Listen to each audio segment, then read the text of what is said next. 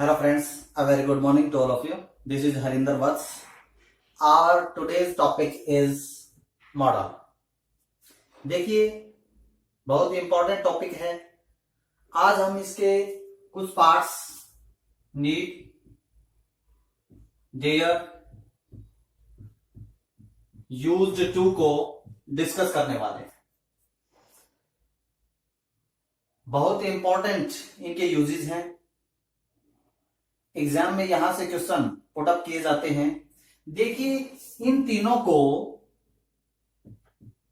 Marginal model भी कहा जाता है. मार्जिनल मॉडल क्यों कहा जाता है? क्योंकि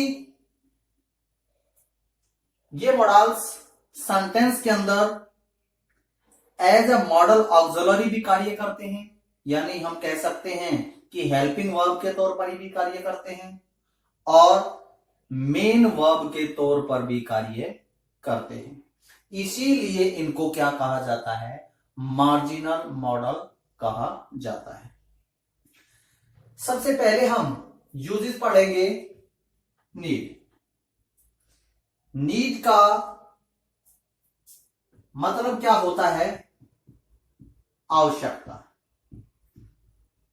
जब भी आवश्यकता का भाव हो सेंटेंस के अंदर, नेसेसिटी जिसको हम बोल सकते हैं नेसेसिटी. देखिए नीड का यूज किसी भी सेंटेंस में मॉडल ऑक्सिलरी के रूप में यूज करते हैं तो वो सेंटेंस नेगेटिव या इंट्रोगेटिव होता है. कैसा सेंटेंस होता है? नेगेटिव या इंट्रोगेटिव होता है. केवल और केवल नेगेटिव और इंट्रोगेटिव सेंटेंसेस में ही नीड किसका कार्य कर सकता है? मॉडल ऑक्सिलरी के तौर पर यूज हो सकता है. पॉजिटिव सेंटेंस में उसका यूज एज ए मॉडल नहीं हो सकता. For example, you need not buy a book. Need you buy a book. I need to go there. He needs to go there. देखिए एग्जाम्पल के थ्रू समझने की कोशिश कीजिए. मैंने अभी आपको बताया कि नीड एज ए मॉडल कैसे सेंटेंसेस में फंक्शन करता है? नेगेटिव और इंट्रोगेटिव सेंटेंसेस में. You need not buy a book. आपको बुक खरीदने की आवश्यकता नहीं है, यानी नेसेसिटी का भाव यहां पर आ रहा है, तो इसीलिए किसका यूज हुआ? नीड का. देखिए हमारे को कैसे पता चलेगा कि सेंटेंस के अंदर ये एज ए मॉडल ऑक्सिलरी के तौर पर फंक्शन कर रहा है या मेन वर्ब के तौर पर फंक्शन कर रहा है? देखिए सेंटेंस में, नेगेटिव सेंटेंस में नोट से तुरंत पहले किसका यूज होता है? हेल्पिंग वर्ब का यूज होता है, ना कि मेन वर्ब का.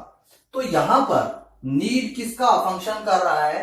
हेल्पिंग वर्ब का, यानी मॉडल ऑक्सिलरी का यूज यहां पर हो रहा है. Need you buy a book कैसा सेंटेंस है? इंट्रोगेटिव सेंटेंस है. सब्जेक्ट, इंट्रोगेटिव सेंटेंस में सब्जेक्ट से पहले क्या यूज होता है? हेल्पिंग वर्ब या मॉडल ऑक्सिलरी यूज होता है.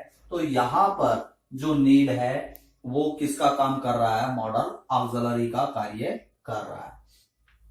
ये सेंटेंस कैसा है? I need to go there एक पॉजिटिव सेंटेंस है. पॉजिटिव सेंटेंस में नीड हमेशा एक मेन वर्ब के तौर पर फंक्शन करता है. I need to go there ये मेन वर्ब है और ये to infinitive, to plus verb की फर्स्ट फॉर्म.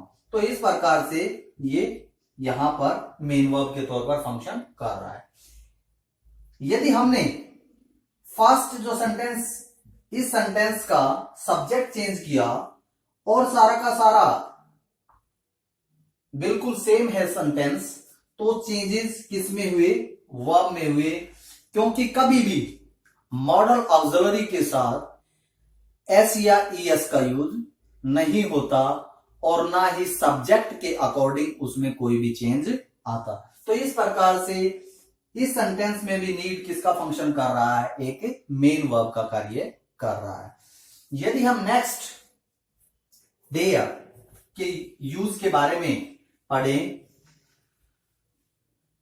देयर का यूज भी एज अ मॉडल ऑक्सिलरी केवल नेगेटिव और इंटरोगेटिव सेंटेंस में ही होता है। यानी पॉजिटिव सेंटेंस में डेयर का यूज मॉडल ऑक्सिलरी के तौर पर ना होकर मेन वर्ब के तौर पर कार्य करता है। For example, how dare you touch my phone. Sentence कैसा है? Interrogative. I dare not go there in the park. Sentence कैसा है? नेगेटिव। देखिए सेंटेंस ये कैसा है? इंट्रोगेटिव है। सब्जेक्ट से पहले किसका यूज हो रहा है? हेल्पिंग वर्ब का यूज होता है, मॉडल ऑक्सिलरी का यूज होता है। तो यहां पर ये मॉडल के तौर पर फंक्शन कर रहा है। ये सेंटेंस किस प्रकार का है? नेगेटिव सेंटेंस है। नेगेटिव सेंटेंस में नॉट से पहले क्या यूज होता है? हेल्पिंग वर्ब यूज होती है। तो यहां पर भी ये मॉडल ऑक्सिलरी का फंक्शन कर रहा है। They dare to go there. देखिए कैसा सेंटेंस है?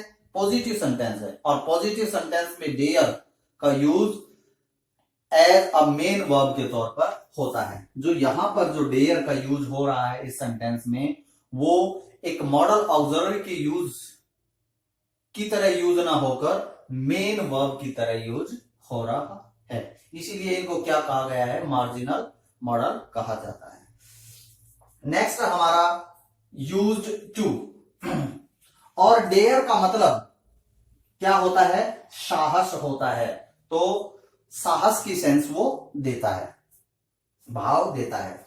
यदि यूज टू की हम बात करें, used to is used to show past habit. देखिए यूज टू का किसी भी सेंटेंस में क्या दिखाने के लिए किया जाता है? Past habit. किसी भी पास्ट हैबिट को बताने के लिए यूज टू का प्रयोग किया जाता है। कैसे? एज अ मॉडल ऑक्सिलरी के तौर पर। I use to go to school by बस।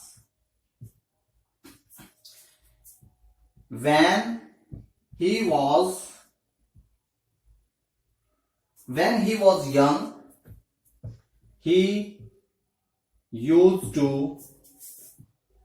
work hard. देखिए सेंटेंसेस को, आई यूज टू। देखिए ये मॉडल ऑक्सिलरी है, इसके बाद क्या आ रहा है? मेन वर्ब आ रही है। तो ये क्या है? ये मॉडल ऑक्सिलरी का फंक्शन कर रहा है और किसी पास्ट हैबिट के बारे में भी बता रहा है। When he was young, कि जब वो जवान था, यानी बीते हुए टाइम के बारे में बता रहा है। He used to work hard, तब वो कठिन मेहनत किया करता था, बहुत ही ज्यादा मेहनत वो करता था। तो यहां पर इस प्रकार से यूज टू का प्रयोग एक मॉडल ऑक्सिलरी के तौर पर हो रहा है। देखिए यदि नेक्स्ट रूल की बात करें इससे रिलेटेड, यदि किसी भी सेंटेंस में यूज्ड टू से पहले, किससे पहले? यूज्ड टू से पहले कोई बी की फॉर्म हो, बी की फॉर्म कौन सी होती है? इज, एम, आर, वॉज, वर। तो उसका मतलब क्या होता है? अकस्टम्ड होता है। बी की कोई भी फॉर्म प्लस यूज्ड टू, उसका मतलब कोई भी, हम कह सकते हैं अकस्टम्ड टू। इसका मीनिंग अकस्टम्ड टू होता है किसी चीज का आदी होना या अभ्यस्त होना। He is used to taking risk. और ऐसे सेंटेंस में यूज्ड टू के बाद वर्ब की फर्स्ट फॉर्म प्लस आईएनजी का यूज होता है।